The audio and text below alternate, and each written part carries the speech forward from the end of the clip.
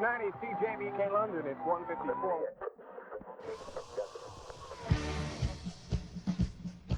Welcome, music fans, to the Music Virgins No More podcast. Now here are your hosts, John and Jason. Hello, and welcome to the Music Virgins No More podcast. I'm John Schlarbaum. And I'm Jason Kavanaugh. Now, for those new to the program, the show is based on my personal memories of top 40 music between 1980 and 1982, when between the, young ages of 13 and 16, I created 106 weekly music charts alone in my childhood bedroom in Southwestern Ontario. Please don't judge. It's a fun podcast. And on today's show, we're going to look at chart number 11, for the week ending November 1st, 1980, which features something that doesn't occur very often. You are correct, Jason. A no movement week on any of the charts was very rare. However, this week, the albums charts remained unchanged, as obviously I hadn't purchased any new LPs. However, Split Enz' True Colors album was really the only newish album that might have shaken things up. And when I say that, I mean had taken over the number 2 spot from the Monks. But no one was going to top the Mighty Queen for a while yet.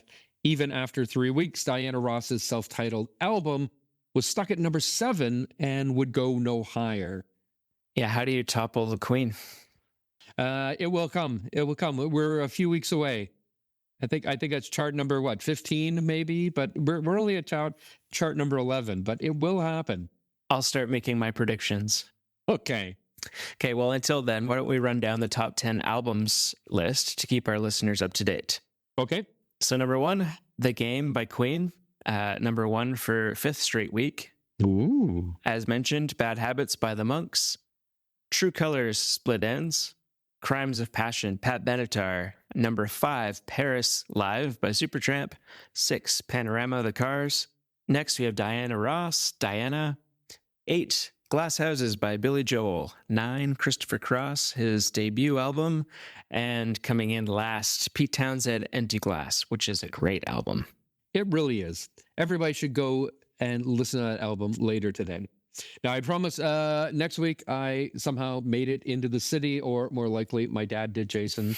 and two new albums will be debuting, one of which will ultimately hit number 1, but that's for another show.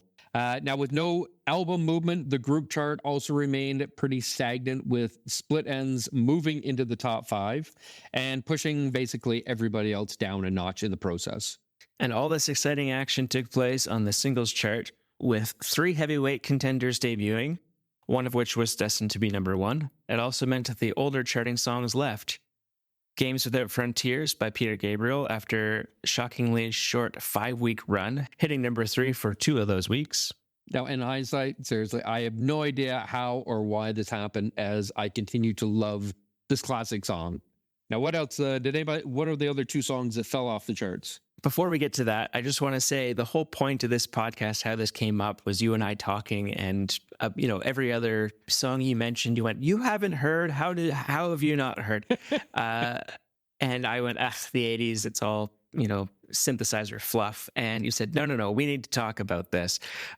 This is one of those songs, Games Without Frontiers, that song, I didn't know it before. Okay. I know it now, and I enjoy it now. You would probably have known, Sledgehammer and Big Time by, Peter Gabriel at the time. But, these other songs, Games Without Frontiers and another song called Shock the Monkey, it was part of my, listening to radio at the time back in the 80s. But that's another song. Shock the Monkey, wasn't, as well known. Like 20 years later, people know Sledgehammer. Well, if this podcast doesn't impact anybody else, it was at least successful that it's helped me discover some of the songs, which was, some of the original point here. Okay, so those 2 songs that fell off the charts were All Out of Love by Air Supply, Poor Grade 8 Dances, Apparently they ran out of love. And then All Night Long by Joe Walsh, the final August 23rd chart #1 single to leave the top 15. So long, Joe. At number 10 by Devo, a song called Whip It.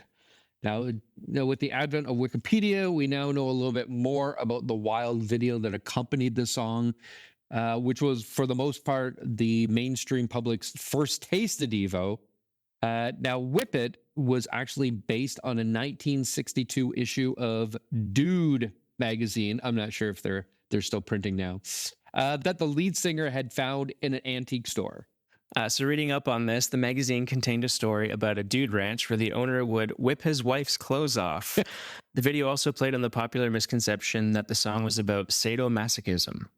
Now, if you out in podcast land have never seen the music video, please pause this show and find it on YouTube. You will not be disappointed. All right, we're going to wait while you do that. Okay, back now. Now, I'm sure you have a few questions like I did in 1980, as well as most people listening to the radio and watching this video. The questions would be, what the hell is going on here? Or, are they really wearing red flower pots on their heads? Or, I've never heard anything as cool as this. And lastly, are they really from Akron, Ohio? Or Southern Alberta? I watched the music video. Did you have, well, first I'm going to correct you. It wasn't a flower pot hat. It was called the Energy Dome. Okay. Did you have an Energy Dome, John? I did not have an Energy Dome. I might have had, a red flower, pot, but I never wore it. But that was one of their most, distinctive, things ever. Like that is, the song was very hip and very cool. But yeah, everybody knew about the flower pots. If you say that today, people go, oh yeah, they wore red flower pots in their heads. When I was a kid, I always thought they kind of looked like Legos, but. Okay. Well, yeah, I can see that. Yeah. Okay. So, I mean, obviously this is pre-internet. So where would you have seen this video in West Lorne, Ontario? Well, it's pre-internet, it's pre-MTV, or here in Canada, Much Music or YouTube. So I probably saw it on, there was a couple of music shows, one Toronto-based one called The New Music, or it possibly on a CBC arts program that every once in a while would have, a half, I don't know if it was specifically every week or something, but I remember CBC and, they would play these music videos that you really couldn't see anywhere else. Now, Whip It, really, I mean, the video, please watch the video, everyone. It was like surreal. It was bizarre. It was catchy as hell. And also, at the time, it was the cutting edge of the music video, medium. There's a famous quote that says, "You never get a second chance to make a first impression." And, obviously, Devo nailed that magnificently. So if earlier in the year, Gary Newman's Cars, the song Cars, again, find it, listen to it, watch the video. That hadn't got the public's attention earlier in the year about what music videos were all about. Devo certainly did. Do you know what Springsteen's first music video was? Like an official music video? Yeah. I don't. Right off, I don't. Okay, I'm pretty sure, and I'm just trying to remember from the biography I just read, I'm pretty sure it was something off of Nebraska. Like, I think it was Atlantic City. And Bruce isn't even really in the video. It's just a whole bunch of black and white vignettes on the Jersey Shore. Yeah, because he didn't have there may have been like an official song for Rosalita or something, like a mini movie, and that in the 70s, but there isn't, a specific, Born to Run or anything, Prove It All Night Long. Even for The River, Hungry Heart, I don't think has an official video for it. I think the first one where it was like a production team and Bruce was actually in it was the one that Courtney Cox appeared in, Dancing in the Dark. And again, everybody who saw that, we've been waiting for him, and all of a sudden he comes out, and instead of being this scrawny New Jersey, singer with the big voice, he comes out and he is ripped. His arms are ripped. He's in the best shape of his life, even though I just saw him a couple of months ago, and at 73 years old, the guy is in fantastic shape. Like, he's still ripped, but not like that's the first time that we saw him in Dancing in the Dark with Courtney Cox. I mean, you got to be in shape to put on a show like that at 73, then go home to your wife and family and ride horses all day. Like Right. the guy is just nonstop. Right. And right now he's on this like, huge European tour. So he's not even getting back to his, back to his farm or anything, just to relax. Like he's with, the E Street Band. And if this is going to be their last big tour as a band, because they're all getting up there in their 70s, like I know, you've got a couple of young guys who've, taken over for, Clarence Clemens, his nephew Jake is now the saxophonist. And, obviously he's probably in his B30s, I'm guessing.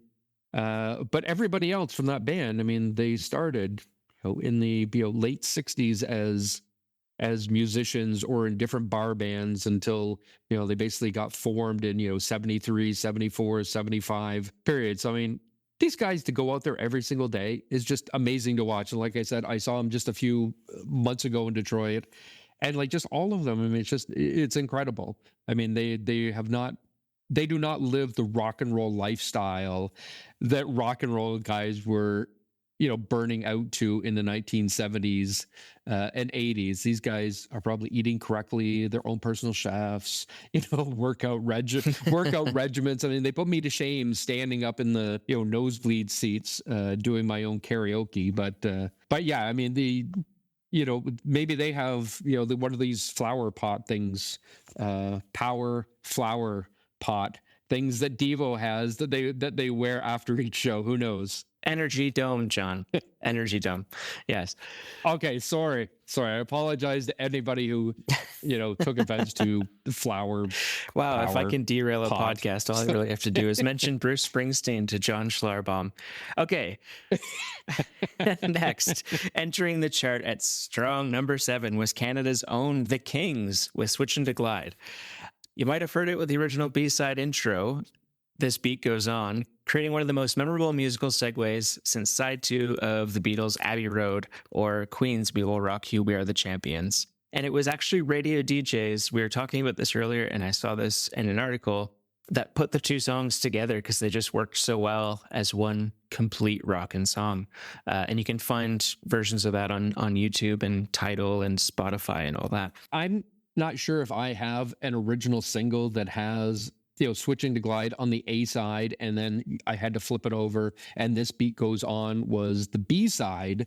But I know on the radio at some point in time, they put the two together, and it literally is kind of magical. I don't know, for anybody who's never heard both songs together, they're just sort of like two completely songs, but the way they segue into each other is it's a magical thing. I swear it is. So everybody go find it on YouTube, and there's a couple of different videos out there. The band actually put together sort of a compilation video of all of their stage performances over the last 30 or 40 years and cut it into the song, and it's just amazing to watch. I don't know why I get very caught up in it. It's such a high energy song, and the video, and you just you can't take your eyes off it.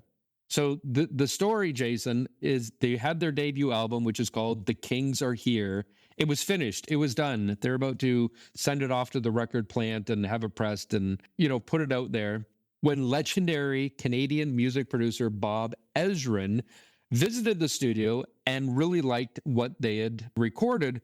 But he suggested that maybe they re-record the whole thing under his supervision. Now, have you ever had that situation, Jason, as like a producer? If you come into something and go, a band has said, "Hey, this is what we've done. What do you think of this, Jason?" And your response was, "Well, yeah, I like it, but what if we did this?" Have you ever had any of those type of experiences? Yeah, quite a few times. People have walked in with, either demo versions that they loved and said, like, this is it, kind of like Springsteen and his Nebraska tape and that he had in his pocket for months. And they could really get attached to that performance. And, I've had to say, like, it's great. Why don't we give it a try? And usually with how I approach things is, this is the artist's material. If they still prefer the original version, we go back. But most of the time, they end up seeing the light and going, okay, well, I see why you wanted to re-record it. And then sometimes, and this happened with quite a few bands that we've talked about, where they start with a demo, they try re-recording, they go back to the demo and say, well, let's just sort of beef up the original demo because the performance is there. Now, and if you listen to the demo version of this song, which I actually prefer, Okay. it's some of it is very close. And in fact, they probably could have even used some of the tracks and then just overdubbed and added to it. Like I said, I think I prefer the original. There's a rawness to it. It's a little cleaner. I really like that version. Not saying Bob Ezrin didn't do a great job. He did an awesome job, but their original version is quite good. With the Kings, I mean, like you just said, I mean, some bands might have an issue with somebody coming in and saying, hey, I think, we could do this a little different or maybe a little better. But, with somebody like Ezrin, he had already produced classic 1970 albums for Alice Cooper, for Kiss, for Deep Purple, the Babies. And at that point in time, he was also behind Pink Floyd's current mega hit album, the classic The Wall. So the Kings obviously said, all right, let's go ahead. We'll re-record it with you, Bob. You might know a thing or two that we don't know for our debut album. I mean, do you really have much of a choice other than saying yes at that point? Right. Could you imagine, what's his name? Mutt Lange walking in and Def Leppard saying, I don't know. I don't know. Yeah, I know what you're trying to do here, but I don't think that's a good fit for us. But the thing is, somebody like Def Leppard, I mean, they had him for a couple albums before like Hysteria came out.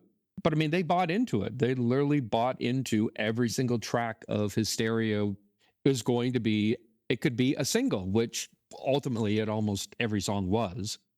And they bought into it. So I mean, the Kings, they bought into Bob Ezrin is going to be, producing our stuff. Like Pink Floyd, The Wall, everybody knows. So this is going to also help us.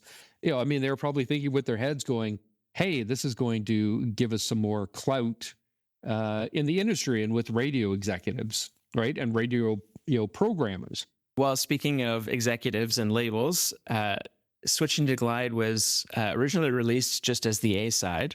But the label finally put the two songs together for added appeal. Smart move. And then as we said, radio stations really put them together, and I think that was a really good move. And the band's star continued to rise up in North America, and they began touring extensively with some little-known groups such as Bob Seger, Jeff Beck, the Beach Boys, Eric Clapton, as well as appearing on American Bandstand, hosted by the one and only Dick Clark, a true Canadian success story. Yeah, and you can go on YouTube and you can watch, Dick Clark, introducing them. He sits in the, in the stands with all the fans and the girls screaming and everything, and he introduces the guys. They come out, they do a killer Switching to Glide rendition, very energetic. And then he interviews the guys afterwards. So it's a very cool thing just to even say I was in a band and I was on American Bandstand at one point in time. So that stuff is all out there on YouTube. And even today, the Kings here in 2023 have just released a new single. And a new album and tour is about to come out. So, good on them. I don't know if they've ever really stopped, performing as a working band, but they have new material coming out. So hopefully it'll be just as successful and memorable as This Beat Goes On, / Switching to Glide. So back to our charts. We have one final new entry of the week. And it is a little song called You Shook Me All Night Long by AC/DC at number 6. And this song was my true introduction to the band. Okay, I'm just going to insert a little part here that I'm going to edit back. John, I've got a little bit of a tidbit of a surprise for you. I know the Kings' current keyboard player, all right, Peter Kadar. Nice. He's a Toronto guy. He's good friends with my close friend Lonnie. Lonnie, we've been Facebook friends for years. Yes. Yeah. So I have a small Kings connection. Look at you. And so now I have a small Kings, connection as well. It's the 6 degrees of separation. Yeah, exactly. Now, did you move to Oakville because they're from Oakville? I did not. I moved to Okay. Oakville to be closer to Toronto, where I was working in the television industry at many moons ago. Right. Okay, and I had a question about the American Bandstand airing of The Kings. Did you see that live when it came out, or have you only been able to watch it in recent years because of YouTube? You know what? I used to watch American Bandstand every week, but I don't remember that specific episode. But when I have watched it or have known about the Kings, I'm like, oh my god, they were on American Bandstand. So again, I mean, good for them. I mean, they're this small town band that I don't know. I don't know what would be the biggest thing that a band could get onto now.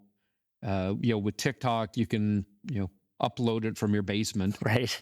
and get a million views to it. But I mean, American Bandstand and Don Kirshner's Midnight Special were sort of the two big things in the 70s and going into 80s, along with Soul Train, that a band could actually be broken. Like they can break out into massive popularity.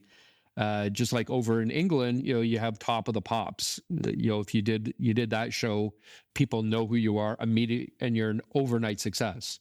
Or comedians getting on the Johnny Carson show back in the day. Like if you did that, American Bandstand was like that for musicians. So Jason, let's get back to the chart today. The last final new entry is a little song called "You Shook Me All Night Long" by AC/DC, entering at a humongous number 6. And this was my true introduction to the band. Okay, side note here. Say you had discovered AC/DC the year earlier. Okay. Would your father, the minister, have gotten you their album Highway to Hell if it was on your Go Get This For Me Please Dad list? I'll probably go hell no. Now, the reason like AC/DC was not, I'm sure I had heard Highway to Hell somewhere on an FM station, but it wasn't, oh, who are these guys? I need to go out and get those albums. But if you look at my group's chart for this week, you'll see I really didn't have any sort of hard or harder rock bands. I have Queen, Bob Seger, and Pete Townsend. They have their moments rocking out, obviously, but they didn't rock like, this Australian band. So although I only had this one song, "You Shook Me All Night Long," I was pretty sure I wouldn't find a "We've Got Tonight" ballad or "You're My Best Friend" type pop song on the Back in Black album released in July. And you would have been correct. I think "Let Me Put My Love Into You" would be the closest thing on that album that would be described as a love song, maybe. Today, my 2023 recollection of this first single and the album were that they had been playing everywhere all the time, and everyone owned a copy as if it was some kind of cultural event and personal life necessity to have Back in Black in your record collection. That's how I remember it 40 years on. And the truth of that is, my memory is completely incorrect. I only found out recently that the album preceded the single by 3 weeks. Maybe that was a 1980 marketing strategy, or the record company didn't have faith in it. A few weeks ago, we were discussing the same thing with Diana Ross's self-titled album and the single "Upside Down." The album came out, and a month later, they release "Upside Down," and the thing becomes this ginormous hit across the board. So with the I'll give the record company a little bit of leeway here, because DC's original singer Bon Scott died unexpectedly in February 1980. But the band sort of went, we have a record to make, and they went back into the studio 2 months later with an unproven lead singer at the helm.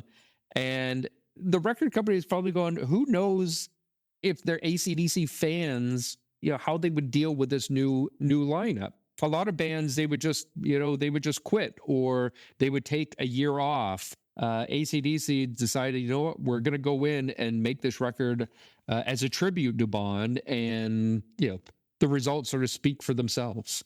Well, with over 30 million certified album sales since then, I think the fans have spoken.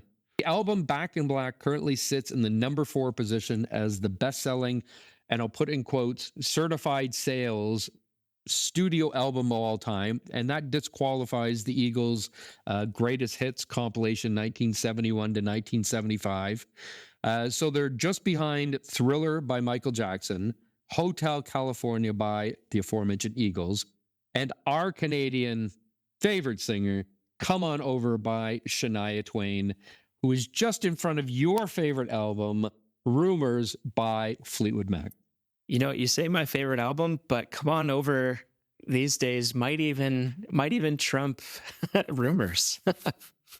That's such a great album. She was on fire for, Come On Over and Up and The Woman in Me. I mean, those 3 albums, just get those albums. That's all I need. She is releasing new stuff though, and her not last album, I think the album before that, sort of her comeback album, did enter at number 1. So, I mean, and she's putting on shows now that are selling out and are getting amazing reviews. So welcome back, Shania. We love you. Okay, well, back to AC/DC. Shook Me All Night Long, which is probably my favorite song of theirs. It was released in mid-August. And I'm kind of surprised it took you until November to get the 45. But even odder than that, Back in Black didn't enter your charts until the week ending in January 17th, 1981. 1981, that's crazy. But not surprisingly, the album would do very well on the year-end chart for 81. But it's hard to overlook the number 45 of Top 50 ranking for You Shook Me All Night Long on the 1980 year-end singles chart. We'll get to that one day because, I really tried to, balance what songs were the best of the year that I liked the most. And, we have other examples, in albums and stuff where it's like, how's that album, which is like one of your favorites now, at number 29 of 30 for the year? And I'm like, seriously, I have no idea. I was young at the time, Jason. That was it. Young and with very little musical taste. I was still growing into, my music prowess. Hey, we all have regrets of our musical taste looking back. To no one's shock, for the week ending November 1st, 1980, Queen's Another One Bites the Dust stayed parked in the number 1 spot, as it should, for a 6th week, with Pat Benatar still giving it her best shot, sliding into number 2 position. I see what you did there. Thank you. Meanwhile, Kenny Loggins' I'm All Right would slip out of the number 2 spot and become one of 25 singles never to reach number 1 between August 1980 and August 1982. I think we can do another future episode about that, about all the albums and singles that only hit number 2. Let's just round out the rest of the single charts for this week. Number 3 is The Wanderer, Donna Summer, up 1. Again, one of those, I have no idea why this is so popular with me at the time now listening to it, but it was. I'm All Right, Kenny Loggins at 4. Number 5, I Got You. It's by Split Enz, up 1. Number 8 is Dreamer by Supertramp, down 1. Number 9 is Upside Down, Diana Ross, down 4. So she's leaving us. Number 10, You Better Run by Pat Benatar. Number 12, Drugs in My Pocket by The Monks. Number 13, Touch and Go by The Cars. Number 14, one of your faves we've discussed many times, Cocaine/Tulsa Time by Eric Clapton. And number 15, Late in the Evening by Paul Simon. And for comparison purposes, single-wise, for the same week, London, Ontario's CJBK and Canada's RPM Magazine had Another One Bites the Dust by Queen still at number 1, while Woman in Love by Barbra Streisand remained Billboard's top single for a second straight week. Now, on the album chart, CJBK and RPM Magazine had Queen's The Game still at number 1, while Barbra Streisand's Guilty remained in the top spot on Billboard in the United States.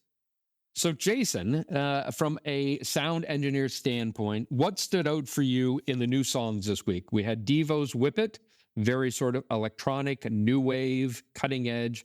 You have The Kings, which is This Beat Goes On / Switching to Glide, which is very much a cool power pop.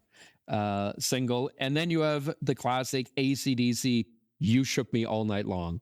What is your opinion on those songs from an engineering standpoint?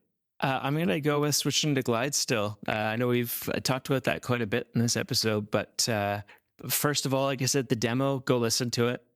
It was extremely well recorded. It doesn't sound like 1980. It doesn't really sound like any time, which I appreciate about a recording.